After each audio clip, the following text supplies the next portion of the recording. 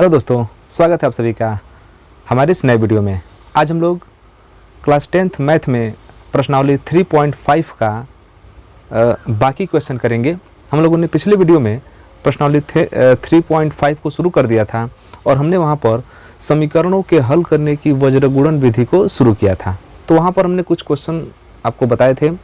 वज्रगुणन विधि क्या होता है, कैसे उससे समीकरणों को हल किया जाता है, इसको हमने बता दिया था। और आज हम इस वीडियो में इबारती प्रश्नों को देखेंगे। मतलब कि पहले हम प्रश्नों को पढ़कर इक्वेशन को सेट करेंगे और फिर इक्वेशन सेट करके तब उसको वज्रगुणन विधि से हल करेंगे। तो ये समझ लीजिए कि 3.5 जो प्रश्नावली है उसका पार्ट 2 है। आइए शुरू करते हैं।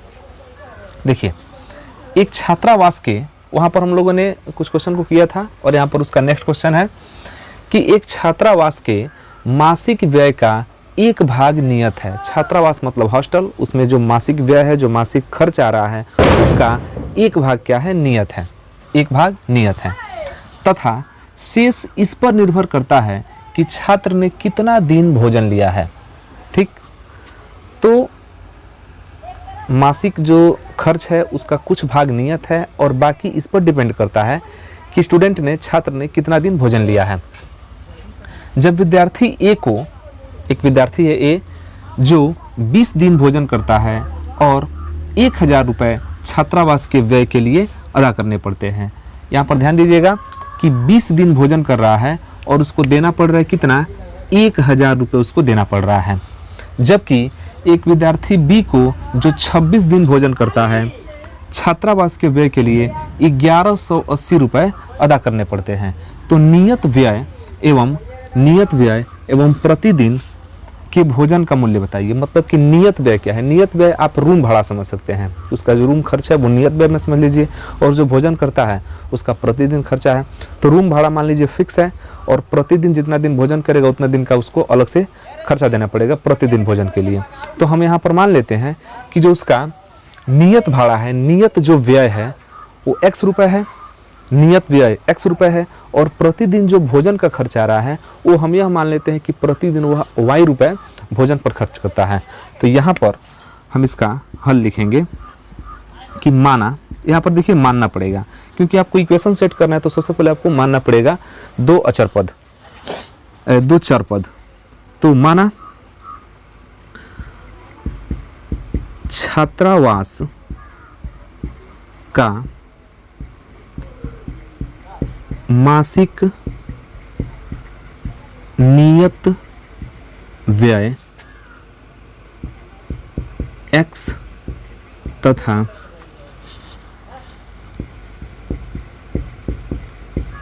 प्रतिदिन भोजन का व्यय y है। माने हम यह मान लेते हैं कि जो नियत खर्च है, जो हर महीना आपको देना ही देना है, चाहे आप भोजन कीजिए चाहे मत कीजिए, तो वो आपका x रुपये है। आप प्रतिदिन भोजन में कितना है, y रुपये है। मतलब कि एक फिक्स भाड़ा आपका हो गया x रुपया और प्रतिदिन जो भोजन का दिया जा रहा है वो है y रुपये एक दिन का। तो जो पहला विद्यार्थी है, जो ए विद्यार्थी है, वो 20 दिन भोजन करता है। तो 20 दिन के लिए उसको 1000 रुपये व्यय करने पड़ते हैं, अदा करने पड़ते हैं। तो जो 20 दिन भोजन करता है उसमें उसका नियत व्यय भी है और प्रतिदिन भोजन का खर्च भी है। तो यहाँ पर लिखेंगे कि 20 दिन के लिए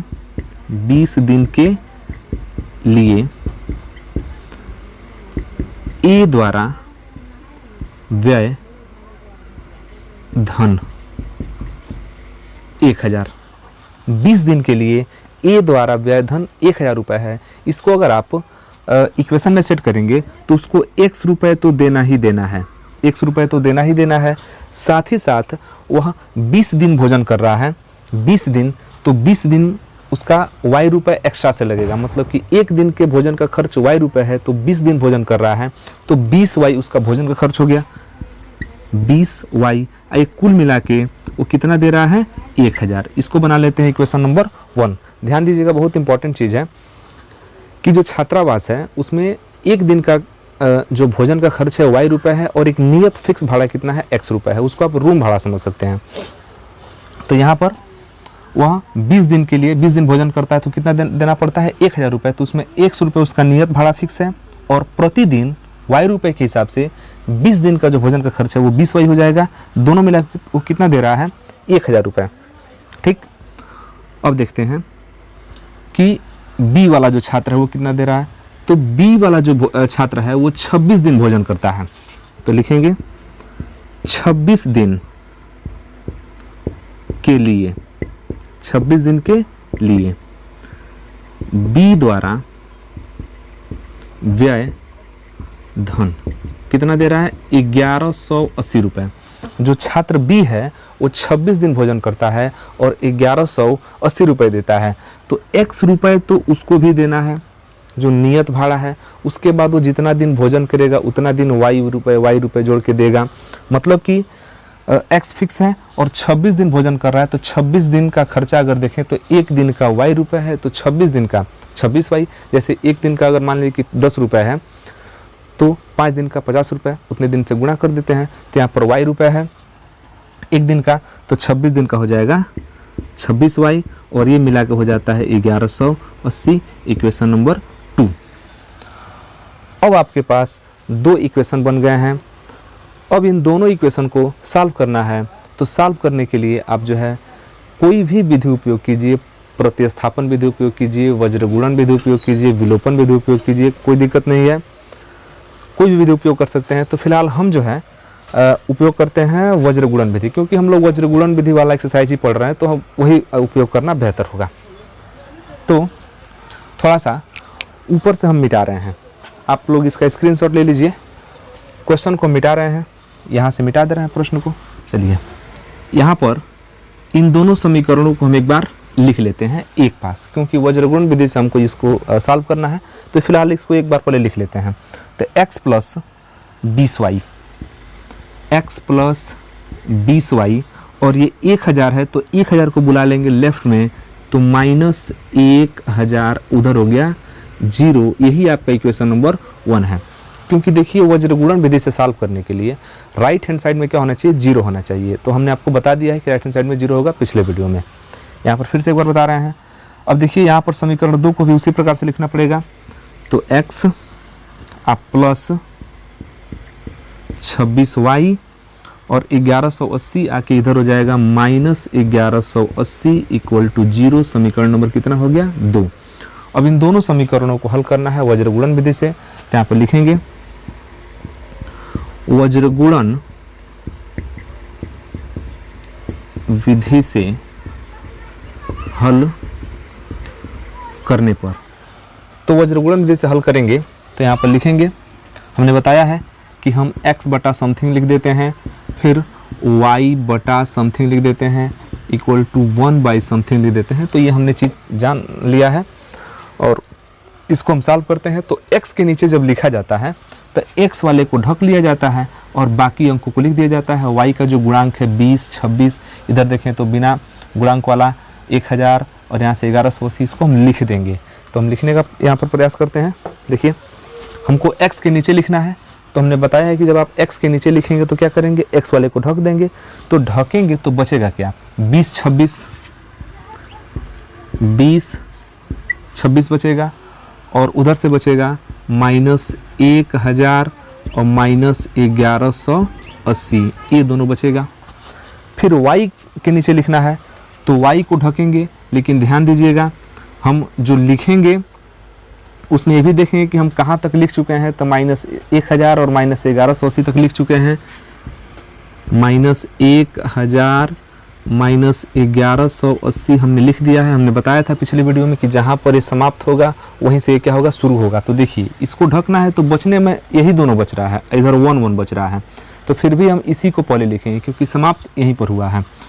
और बाकी ये दोनों लिखा गया, फिर ये बच गया तो ये लिखा गया 1 1। ठीक, देखिए जो बचता है वही लिखा जाता है, लेकिन एक चीज़ ध्यान देना होता है कि जहाँ पर ये समाप्त होता है ना, सेकेंड वाले में शुरू वहीं से होता है। अब देखिए इसमें समाप्त तो 1 1 से हुआ है ना, तो यहाँ पर शुरू भी 1 1 से होगा। देख लीजिए कैसे। अब हमको 1 के नीचे लिखना है तो हम एक बार x को ढके हैं, एक बार y को ढके हैं और एक बार इसको ढकेंगे। तो ढकेंगे तो देखिए क्या दिख रहा है, 1 1 20 26। तो हम यहाँ पर समाप्त हुआ है 1 1 पर, तो हम शुरू करेंगे 1 1 से, 1 1 20 26 20 26। ठीक, और एक बार आप नीचे वाले का भी स्क्रीनशॉट ले लीजिए कि नीचे वाले को हम मिटा दें।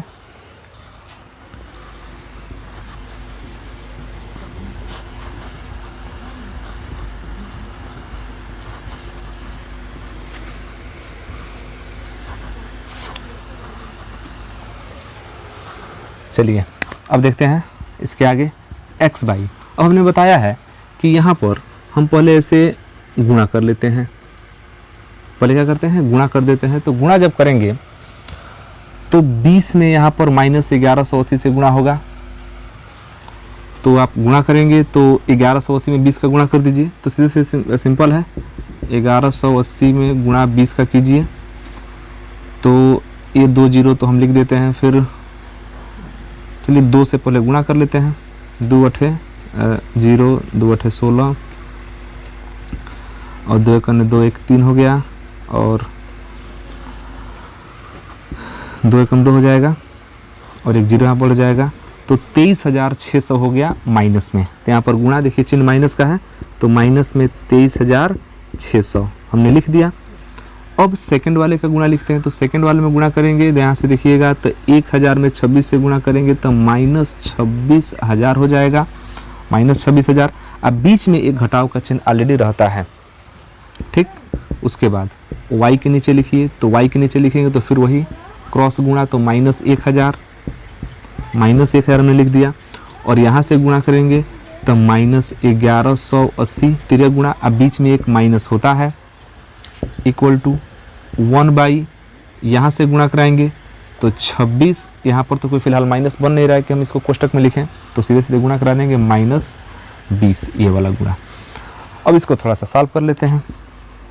x बटा -23,600 और माइनस गुणे minus plus 26,000 equal to y बटा माइनस में 1000 और minus minus plus 1180 equal to 1/26 में से 20 गया तो कितना बच गया, 6 बच गया।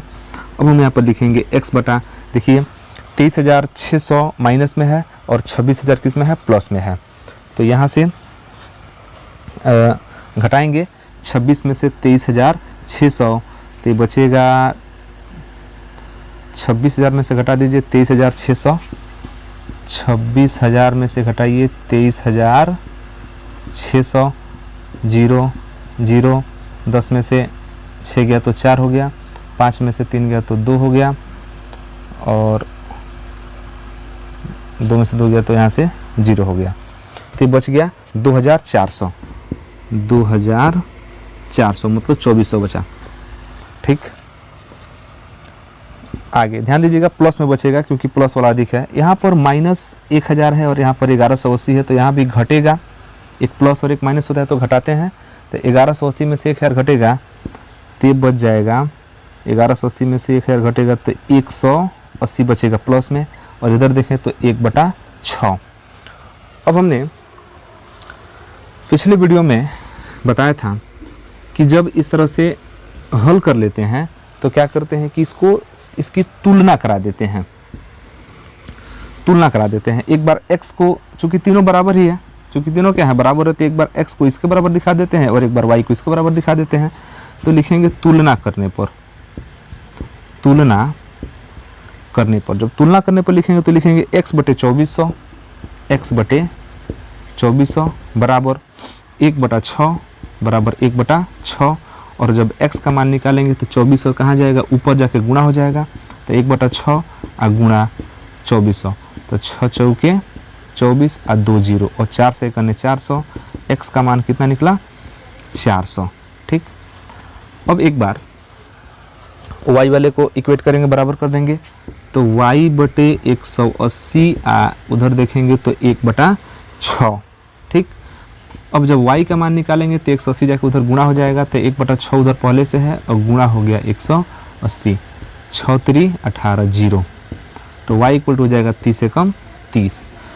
तो हमने माना था कि जो नियत खर्च है, जो नियत भाड़ा है, जो नियत व्यय है वो x है, और जो भोजन का प्रतिदिन का खर्च है वो y है। तो यहाँ पर देखिए जो नियत व्यय है, नियत व्यय आ गया कितना 400, और प्रतिदिन जो भोजन का खर्च है वो आ गया 30 रुपये। मतलब जो स्टूडेंट्स हैं उनको एक दिन के भोजन का 30 रुपये खर्च देना पड़ रहा है, और महीने का जो फिक्स भाड़ा है, नियत भाड़ा है, नियत व्यय है, वो कितना है, 400 रुपये है। तो आप इसका एक बार स्क्रीनशॉट ले लीजिए। तो हमारा दूसरा प्रश्न है कि एक भिन्न 1/3 हो जाता है जब उसके अंश में 1 घटाया जाता है। मतलब कोई भिन्न है और वह भिन्न 1/3 हो जाता है। कब? जब उसके अंश में से 1 घटा दिया जाता है। और वह 1/4 हो जाता है जब हर में 8 जोड़ दिया जाता है। वह भिन्न ज्ञात कीजिए। ध्यान दीजिएगा, भिन्न में अंश होता है और हर होता है। भिन्न में क्या होता है? अंश और हर। तो जब अंश में, ध्यान दीजिएगा, ऊपर प्रश्न है कि जब अंश में से 1 घटाया जाता है तो वह 1/3 हो जाता है, और जब हर में 8 जोड़ दिया जाता है तो 1/4 हो जाता है। तो इसमें क्या करेंगे, हम भिन्न में अंश को x मान लेंगे और हर को y मान लेंगे, जैसा कि हम लोग पिछले क्वेश्चनों में मानते आते थे। तो यहाँ पर देखिए, लिखेंगे कि माना भिन्न का अंश x तथा हर y है। हम मान लेते हैं कि भिन्न का अंश x है और हर क्या है, y है। तो हम कह सकते हैं कि जो भिन्न होगा वो तो हो जाएगा x/y, भिन्न हो गया x/y। अब अगर प्रथम शर्त के अनुसार देखा जाए, प्रथम शर्तानुसार, तो प्रथम शर्त में कहा जा रहा है कि एक भिन्न 1/3 हो जाता है जब उसके अंश से घटा दिया जाता है। तो यहाँ पर अंश में से 1 घटा दीजिए। अंश आपका x है, उसमें से 1 घटा दीजिए तो x - 1 हो गया, बटा y जैसे है वैसे हर में वही है। ये कितना हो जाता है? ये 1/3 हो जाता है। ये पहला कंडीशन दिया है कि x में से 1 घटाया जाता है, मतलब कि अंश से 1 घटाया जाता है तो भिन्न आपका 1/3 हो जाता है। तो यहाँ पर कंडीशन मैंने फॉलो कराया। अब एक इक्वेशन बना देते हैं। तो 3 गुणा कर देंगे, तो 3 में x का गुणा करेंगे, 3x, 3 में y का गुणा करेंगे, -3, और क्रॉस यहाँ पर गुणा करेंगे तो y के गुणा करेंगे 1 में, तो y हो जाएगा। अब इसको एक बढ़िया इक्वेशन बना देते हैं। 3x - y - 3 = 0, equation number 1। ये हमारा पहला कंडीशन है। अब अगर हम द्वितीय शर्त को देखें तो द्वितीय शर्तानुसार ये कहा जा रहा है कि जो भिन्न है वह 1/4 हो जाता है जब उसके हर में 8 जोड़ दिया जाता है। तो भिन्न 1/4 हो जाता है कब? जब हर में 8 जोड़ा जाता है। तो भिन्न वैसे x/y ही है, इसके हर में 8 जोड़ दीजिए और भिन्न अब हो गया 1/4। फिर से हम क्या करेंगे, यहाँ पर क्रॉस मल्टीप्लिकेशन करके एक इक्वेशन बनाएंगे। तो 4 का गुणा करेंगे x में तो ये हो जाएगा 4x, ठीक। और 1 का गुणा करेंगे y + 8 में तो कोई फ़र्क नहीं पड़ेगा, ये y + 8 ही रह जाएगा, क्योंकि आप जानते हैं किसी भी संख्या में 1 से गुणा करते हैं तो कुछ फ़र्क नहीं पड़ता है। अब देखिए 4x, y को बुलाइए -y, 8 को बुलाइए -8, 0, इक्वेशन नंबर 2। तो हमारे पास 2 इक्वेशन हो गए। अब इन दोनों इक्वेशंस को हमको सॉल्व करना है। तो इसके लिए हम उपयोग करेंगे वज्रगुणन विधि। तो फिलहाल इन दोनों इक्वेशन को एक बार हम लोग लिख लेते हैं। पहला इक्वेशन क्या है? 3x - y - 3। ध्यान दीजिएगा, 3x, हम यहाँ इक्वेशन लिख देते हैं, 3x - y - 3 = 0। ये आपका इक्वेशन नंबर 1 है। और दूसरा जो है यहाँ पर मैंने लिखा ही है 4x - y - 8 = 0, इक्वेशन नंबर 2 है। और इसको जब वज्रगुणन विधि से हल करेंगे तो बहुत सिंपल है, लिखेंगे वज्रगुणन विधि से। तो वज्रगुणन विधि से क्या होता है? x बटा समथिंग, y बटा समथिंग, 1/समथिंग, ठीक। इसे लिखेंगे। अब देखिए क्या लिखेंगे, तो हम x के नीचे लिखने जा रहे हैं। तो x के नीचे जब लिखेंगे तो y वाले को x वाले को ढक देंगे।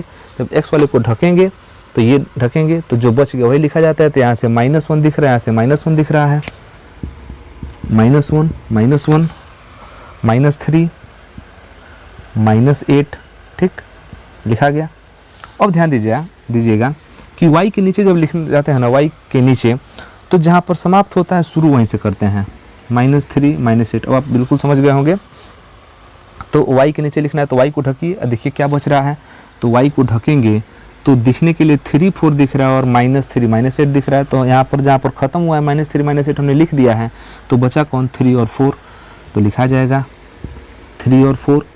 अगले वाले में जहाँ से समाप्त हुआ वहीं से शुरू होगा 3 4। तो अब हमने एक बार x को ढका, फिर y को ढका, फिर अब बिना xy को ढकते हैं, बिना मतलब xy वाले को, तो 3 4 -1 कुछ नहीं है तो 1 है, तो 3 4 में लिख दिया, फिर -1 देखिए जहाँ से हमने शुरू किया था वहीं पर क्या हो गया, समाप्त हो गया। अब करना क्या है कि इनको थोड़ा सा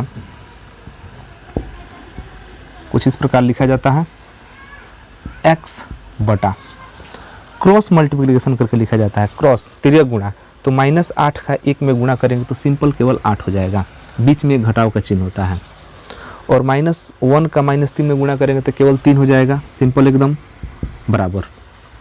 y के नीचे भी लिखना है, तो देखिए क्रॉस मल्टीप्लिकेशन 4 तिहाई 12, तो ये तो -12 बना रहेगा, और ध्यान दीजिएगा एक माइनस यहाँ पर होता है, और 8 तिरिके 24, -24 होगा, तो जब -24 लिखेंगे तो यहाँ पहले से माइनस है, ये क्या हो जाएगा, +24 हो जाएगा। ठीक, अब लिखते हैं 1 बटा में लिखेंगे तो फिर तिर्यक गुणा, तो 3 एकने -3, और यहाँ पर एक माइनस होता है, और 4 एकम 4, -4 होना चाहिए, यहाँ पर -4 होना चाहिए, लेकिन माइनस क्या हो जाएगा, इसको हम क्या कर देंगे, सीधे +4 लिख देंगे। ठीक, अब हल करेंगे तो x बटा 8 में से 3 गया तो 5, x बटा 5, y बटा -12 +24, तो रिजल्ट हो जाएगा आपका +12, क्योंकि एक माइनस और एक प्लस रहता है तो हमेशा क्या होता है, प्लस वाले में से माइनस वाला घटता है, या बड़ा वाला में छोटा वाला घटा देते हैं, और चिन्ह हमेशा बड़े वाले का रहता है,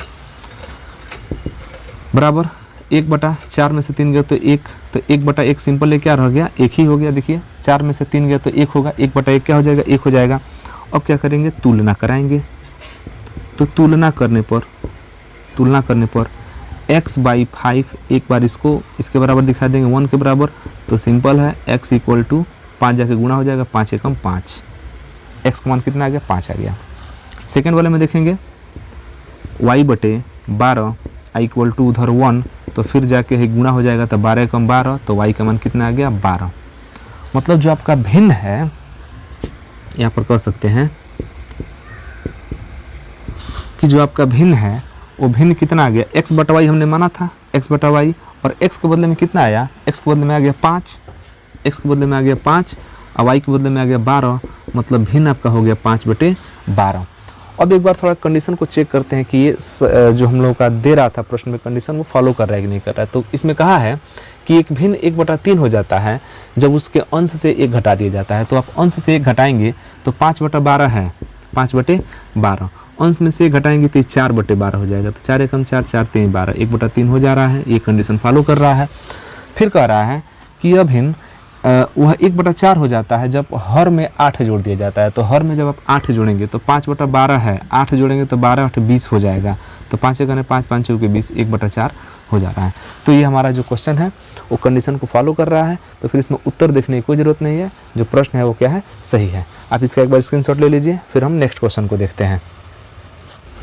अब देखते हैं तीसरे प्रश्न को। तो यहाँ जो तीसरा प्रश्न हमने लिखा है 2x + 3y - 7 = 0, 6x + 5y - 11 = 0, ये आपका 2020 का पूछा गया प्रश्न है और बहुत ही इंपॉर्टेंट है, इसलिए इसको एक बार हम बता रहे हैं।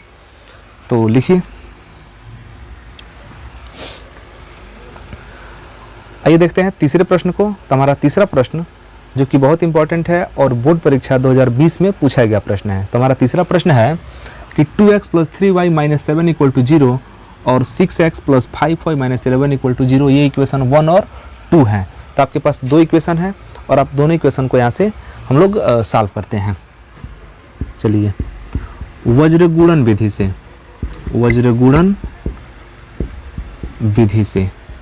तो जब वज्रगुणन विधि सॉल्व करेंगे तो हम लोग लिखेंगे x बटा समथिंग, फिर y बटा, यहाँ पर खाली जगह छोड़ देंगे, फिर 1 बटा खाली जगह छोड़ देंगे, और फिर से लिखना होगा हमको x को ढककर। तो x के नीचे लिखना है, तो x को ढकेंगे तो कौन बच रहा है, 3 5 -7 -11, 3 5 -7 -11 हमने यहाँ पर लिख दिया।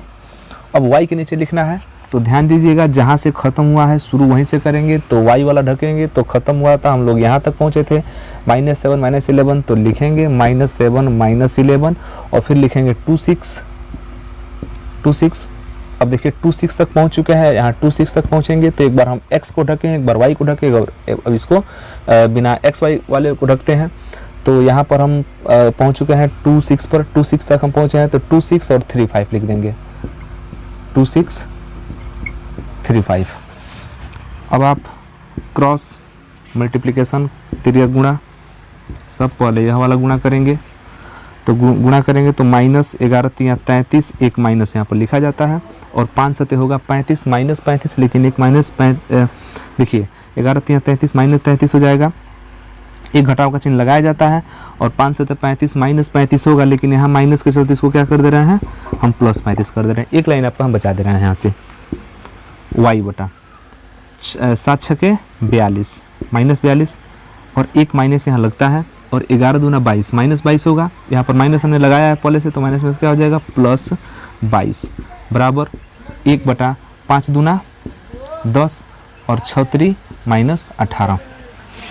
अब लिखेंगे x बटा -33 +35, तो रिजल्ट होगा +2, क्योंकि 35 में से 33 क्या हो जाएगा, घट जाएगा, और प्लस वाला चिन्ह आगे रह जाएगा।